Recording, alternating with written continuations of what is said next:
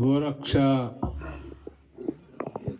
ನಾಥ ಮಠದ ಪರಮ ಪೂಜ್ಯ ಶ್ರೀ ಶ್ರೀ ಶ್ರೀ ನಿರ್ಮಲನಾಥ ಸ್ವಾಮೀಜಿಯವರು ವೇದಿಕೆಯಲ್ಲಿ ಆಸೀನರಾಗಿದ್ದರು. ಹಾಗೆಯೇ ಸಭೆಯಲ್ಲಿ ಆಸೀನರಾಗಿರುವಂಥ ಎಲ್ಲ ಗಣ್ಯಾತಿಗಣ್ಯ ಗೋಪ್ರೇಮಿಗಳು, ಹಾಗೆಯೇ ಸಭೆಯಲ್ಲಿರುವಂಥ ಎಲ್ಲ ಗೋಪ್ರೇಮಿಗಳನ್ನು ವಂದಿಸುತ್ತಾ, ಹಾಗೆಯೇ ಇಲ್ಲಿರುವಂಥ ಸಮಸ್ತ ಆ ಗೋ ಸಂತತಿಯನ್ನೇ ನಮಿಸುತ್ತಾ, ಈ ಗೋವು ಅನ್ನುವಂಥ ಏನು ಶಬ್ದ ನಾವು ಹೇಳ್ತೇವೆ, ಈ ಗೋವಿಗೆ 14 ನಮೂನೆ ಅರ್ಥ ಇದೆ. ಹೇಗೆ ಗೋವು ಒಂದು ಗೋವೋ ಹಾಗೆಯೇ ಈ ಭೂಮಿ, ಈ ಶರೀರ, ವೇದ, ಜ್ಞಾನ, ಪ್ರಕಾಶ, ಸೂರ್ಯನ ಕಿರಣ, ಯಾವುದಕ್ಕೆಲ್ಲ ಚಲನಾಶೀಲತೆ ಇದೆ ಅದೆಲ್ಲವೂ ಇಲ್ಲಿ ಗೋವು. ಹಾಗಾದರೆ ಒಂದು ಗೋವನ್ನು ಪೂಜಿಸಿದರೆ ಅದು ನಮ್ಮ ಶರೀರದಲ್ಲಿರುವಂಥ 14 ಗೋವುಗಳನ್ನು ಪೂಜಿಸಿದಂಥ ಪುಣ್ಯ ನಮಗೆ ಬರ್ತದೆ. ಹಾಗೆಯೇ ಗೋವಿನೊಂದಿಗೆ ನಾವು ಬದುಕ್ತಾ ಇದ್ದೇವೆ ಅಂತ ಹೇಳಿದ್ರೆ, ಆ ಗೋವಿನ ಸೆಗಣಿ, ಅದರ ಮೂತ್ರ, ಹಾಗೆಯೇ ಅದರ ಉಸಿರು, ಈ ಗೋವಿನಲ್ಲಿರುವಂಥ ಯಾವ ಬ್ಯಾಕ್ಟೀರಿಯಾ, ವೈರಸ್, ಫಂಗಸ್ಗಳಿದೆ, ಇದು ನಮ್ಮ ಶರೀರದಲ್ಲಿಯೂ ಇರಬೇಕಾದಂಥ ವಸ್ತುಗಳು. ಯಾಕಂದ್ರೆ ನಾವು ಗೋವಿನೊಂದಿಗೆ ಯಾವಾಗ ಬದುಕನ್ನು ಸವೆಸ್ತಾ ಇದ್ದೆವು, ಗೋವಿನೊಂದಿಗೆ ನಮ್ಮ ಬದುಕು ಯಾವಾಗ ಇತ್ತು, ಆಗ ಗೋವು ಬೇರೆ ಅಲ್ಲ, ನಮ್ಮ ಈ ಶರೀರ ಬೇರೆ ಅಲ್ಲ ಅನ್ನುವಂಥ ತತ್ವದಲ್ಲಿ ಅದು ಕಾರ್ಯಾಚರಿಸ್ತಾ ಇತ್ತು. ಈಗ ಆ ಗೋವಿನ ಪಾಲನೆ ಮಾಡುವಂತ ಆ ಕ್ರಮಗಳು ಈಗ ಬೇರೆ ಆಗಿದೆ.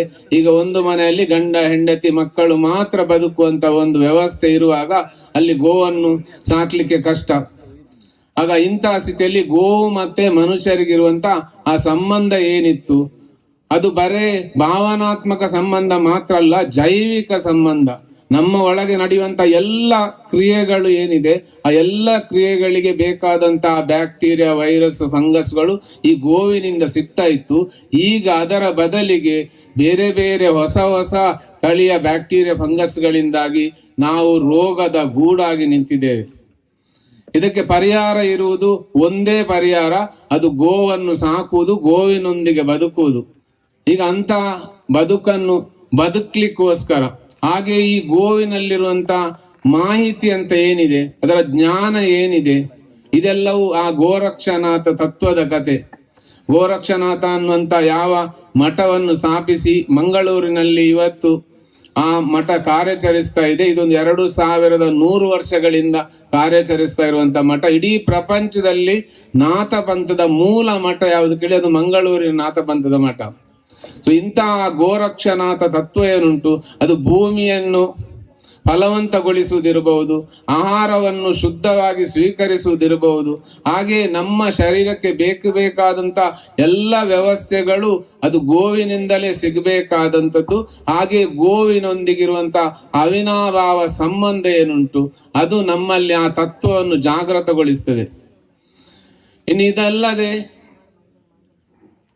ನಾವು ರಾಮಾಯಣದ ಕಥೆಯನ್ನು ತೆಗೆದುಕೊಂಡ್ರೆ, ಅಲ್ಲಿ ದಿಲೀಪ ಅನ್ನುವಂಥ ರಾಜ, ಅವನ ಅಣ್ಣಂದಿರು 60,000 ಜನ ಕಪಿಲ ಮುನಿಯ ಆಶ್ರಮದಲ್ಲಿ ಕಪಿಲ ಮುನಿಯ ಶಾಪದಿಂದ ನಾಶ ಆಗಿದ್ರು. ಹೀಗೆ ಇಂಥ 60,000 ವಂಶಜರನ್ನು ಮೋಕ್ಷಕ್ಕೆ ಕಳಿಸ್ಲಿಕ್ಕೋಸ್ಕರ ಭಗೀರಥ ಗಂಗೆಯನ್ನು ತಂದ. ಇನ್ನು ಆ ಗಂಗೆ ಜಾನು ಮಹರ್ಷಿಯ ಆಶ್ರಮವನ್ನು ಕೊಚ್ಚಿಕೊಂಡು ಹೋದದ್ದಕ್ಕೆ ಜಾನು ಮಹರ್ಷಿ ಆ ಗಂಗೆಯ ನೀರನ್ನು ಪೂರ್ತಿ ಕುಡಿದ. ಈಗ ಭಗೀರಥನ 60,000 ವಂಶಜರಿಗೆ ಮೋಕ್ಷ ಕೊಡ್ಲಿಕ್ಕೆ ಗಂಗೆ ಇಲ್ಲ.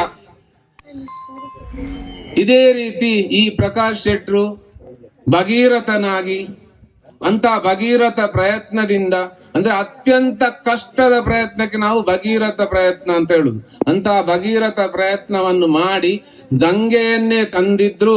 ನಾವೆಲ್ಲರೂ ಇಲ್ಲಿ ಜಾನು ಮಹರ್ಷಿಗಳಾಗಿದ್ದೇವೆ. ನಾವೆಲ್ಲ ಗಂಗೆಯ ಪರಿಚಯ ಇಲ್ಲ. ನಮ್ಮ ಪಿತೃಗಳೆಲ್ಲರೂ ಮೋಕ್ಷಕ್ಕೆ ಹೋಗ್ಬೇಕಿದ್ರೆ, ನಮ್ಮ ಪಿತೃಗಳೆಲ್ಲವೂ ಮೋಕ್ಷವನ್ನು ಕಾಣಬೇಕಿದ್ರೆ,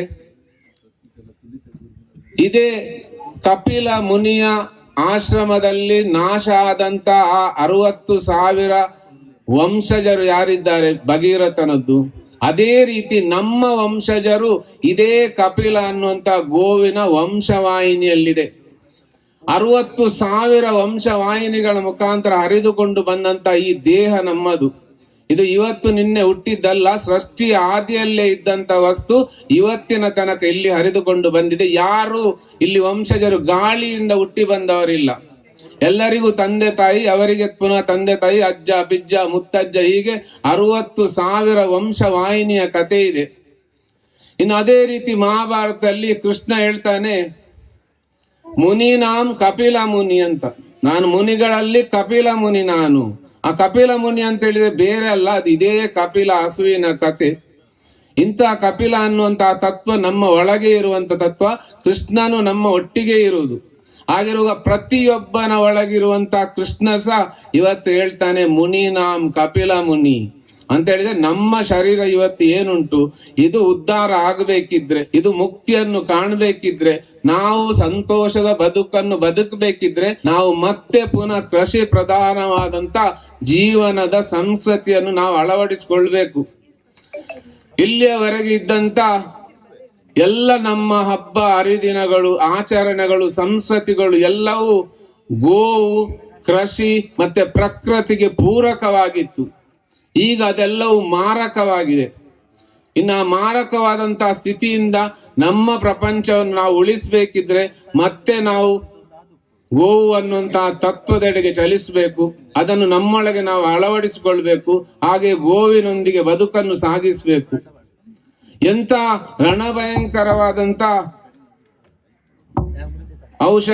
ಔಷಧಿಗಳಿದ್ದರೂ ಗೋವಿನ ಸೇವೆಯಿಂದ ಪಡೆಯುವಂತ ಆರೋಗ್ಯವನ್ನು ಬೇರೆ ಔಷಧಿಗಳಿಂದ ಪಡೆಯಲಿಕ್ಕೆ ಸಾಧ್ಯ ಇಲ್ಲ. ಯಾಕಂತೇಳಿ ಪ್ರತಿಯೊಂದು ಔಷಧಿಗೆ ಒಂದು ಸೈಡ್ ಎಫೆಕ್ಟ್ ಅಂತ ಇರ್ತದೆ. ಆದ್ರೆ ಇಲ್ಲಿ ಗೋವಿನ ಸೇವೆ ಮಾಡುವಾಗ ಅಲ್ಲಿ ಸೈಡ್ ಎಫೆಕ್ಟ್ ಇಲ್ಲ, ಮೇನ್ ಎಫೆಕ್ಟ್ ಮಾತ್ರ. ಇಂಥ ಗೋವು ಈಗ ಇಡೀ ಭಾರತದಲ್ಲಿ ಒಂದು 500 ಕಪಿಲ ದನಗಳಿದ್ರೆ ಅದರಲ್ಲಿ 250 ಕಪಿಲ ದನಗಳು ಈ ಆಶ್ರಮದಲ್ಲೇ ಇದೆ. ಹಾಗಾದ್ರೆ ಎಂತ ಪ್ರಾಮುಖ್ಯತೆ ಇರಬೇಕು ಈ ಭೂಮಿಗೆ, ಈ ಮಣ್ಣಿಗೆ. ಆಗ ಅಂತ ಮಣ್ಣಿನಲ್ಲಿ ತಪಸ್ವಿಯಾಗಿ ನಿಂತು ಸಾಧಕನಾಗಿ ತನ್ನ ಎಲ್ಲವನ್ನು ಆ ಗೋವಿಗೆ ಸಮರ್ಪಣೆಗೊಳಿಸಿ ನಮಗೋಸ್ಕರ, ಇದು ಇವತ್ತು ನಮಗೋಸ್ಕರ, ಇನ್ನು ಮುಂದೆ ಇಡೀ ಪ್ರಪಂಚದ ಮೂಲೆ ಮೂಲೆಗಳಿಂದ ಇಲ್ಲಿ ಜನರು ಬರ್ಲಿಕ್ಕಿದೆ ತಮ್ಮ ಆರೋಗ್ಯದ ರಕ್ಷಣೆಗೋಸ್ಕರ. ಇಲ್ಲಿ ತಯಾರಾಗುವಂತ ವಸ್ತುಗಳಿಂದ ಮನುಷ್ಯರು ಇನ್ನು ಬದುಕನ್ನು ಕಟ್ಟಿಕೊಳ್ಳಿಕ್ಕಿದೆ. ಅಂತ ಮಹತ್ತರವಾದಂತ ಕಾರ್ಯಕ್ಕೆ ಇವತ್ತಿನಿಂದ ಆ ಗುರುಗಳು ಇವತ್ತು ಬಂದಿದ್ದಾರೆ. ಆ ನಾಥ ಪಂಥ, ಗೋರಕ್ಷನಾಥ ಪಂಥದ ಗುರುಗಳು ಇವತ್ತಿದ್ರು. ಹಾಗೆ ಅಂತ ಅವರ ಅನುಗ್ರಹ ಆಶೀರ್ವಾದದಿಂದ ಇದು ಇನ್ನೂ ಉತ್ತರೋತ್ತರವಾದಂತ ಅಭಿವೃದ್ಧಿಯನ್ನು ಕಾಣಲಿ. ಹಾಗೆ ಪ್ರಕಾಶ್ ಶೆಟ್ಟರ್ ಅನುಭವಿಸ್ತಾ ಇರುವಂತ ಆ ಕಷ್ಟ ಏನುಂಟು, ಸಮಸ್ಯೆಗಳು ಏನುಂಟು, ಅದಕ್ಕೆ ಸ್ಪಂದಿಸ್ಲಿಕ್ಕೆ ಈಗಾಗಲೇ ಮುಂದೆ ಬಂದಂತ ಎಲ್ಲರಿಗೂ ಕೃತಜ್ಞತೆಗಳನ್ನು ಸಲ್ಲಿಸುತ್ತಾ, ಹಾಗೆ ಇನ್ನು ಮುಂದೆಯೂ ಪ್ರತಿಯೊಬ್ಬರು ತಿಂಗಳಲ್ಲಿ ಒಮ್ಮೆ ಆದರೂ ಇಲ್ಲಿ ಬಂದು ಗೋ ಸೇವೆಯನ್ನು ಮಾಡಿ ಆ ಪ್ರಕಾಶ್ ಶೆಟ್ಟರಿಗೆ ಭುಜಬಲವಾಗಿ ನಿಲ್ಬೇಕಂತ ಎಲ್ಲರನ್ನು ಪ್ರಾರ್ಥಿಸುತ್ತಾ ನನ್ನ ಈ ಮಾತನ್ನು ವಿರಮಿಸ್ತಾ ಇದ್ದೇನೆ. ಕೃತಜ್ಞತೆಗಳು.